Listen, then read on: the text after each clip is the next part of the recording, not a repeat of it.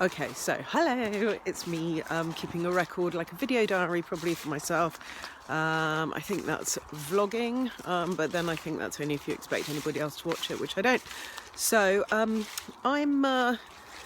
here we are this is the first week after the American election, just hopping across a little stream here. So Trump is President of the United States of America. Over here we have Theresa May, who's doing her best to get us out of the European Union. And all of this is conspiring to make me feel a little bit uncomfortable. There are a lot of concerns at the moment about whether there'll be anybody to pick the crops in this country that are growing, because mostly these have been picked by EU migrant workers who are no longer going to be welcome in this country. And there's a certain belief that our own homegrown workers won't be so happy to work for the kind of wages that we've been paying. So food's either going to become very expensive, potentially, or rot in the fields, or I don't know. It all sounds a little bit dystopian, future and apocalyptic, but you know, these are possibilities. So given that we have space to grow things in this garden, and we have grown things here in the past, I'm going to start doing that again. So I just wanted a record, really. Today is Monday the 12th, so 14th, something like that, of November 2016. And this is a record of the current state of the garden. So let's figure out how to turn that around. I'm not sure how I do that at the moment. Well, I might have to turn around like that. So, can we see that?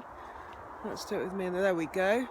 That is, we've just had the hedge trimmed and trimmed it. That's where the apple trees are.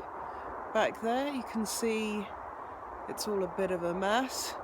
Here behind me is the greenhouse, lacking in its former glory. You can see it actually is green. This greenhouse at the moment, it needs a lot of cleaning. That's the state of inside the greenhouse. It really has been neglected lately. If I turn you around here, we don't get dizzy. This is the garden shed, which is similarly a bit of a state. And behind me here, let's move alongside here. Here is the vegetable patch. Now, as you can see, it really is in a bad state of repair. Let's stroll along a little bit. There we have the old, can you see that? The old chicken house, which is falling apart sadly, since the last chickens got eaten by foxes. Here behind me, the greenhouse again.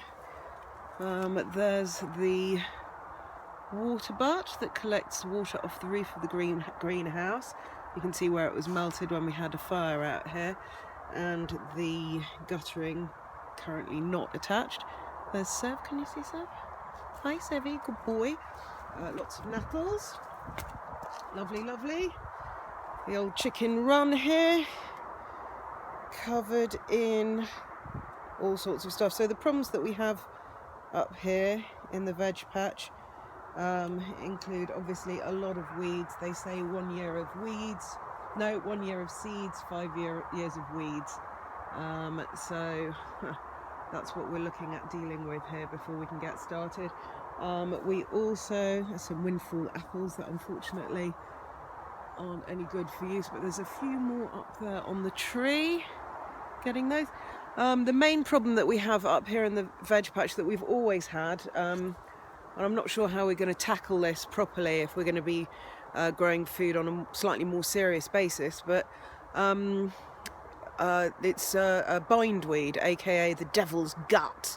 So known because it goes down apparently as deep as 40 feet into the ground, and digging it through to try to get rid of it just actually propagates it, because every single, I think every half inch or inch will produce a whole new plant of its own.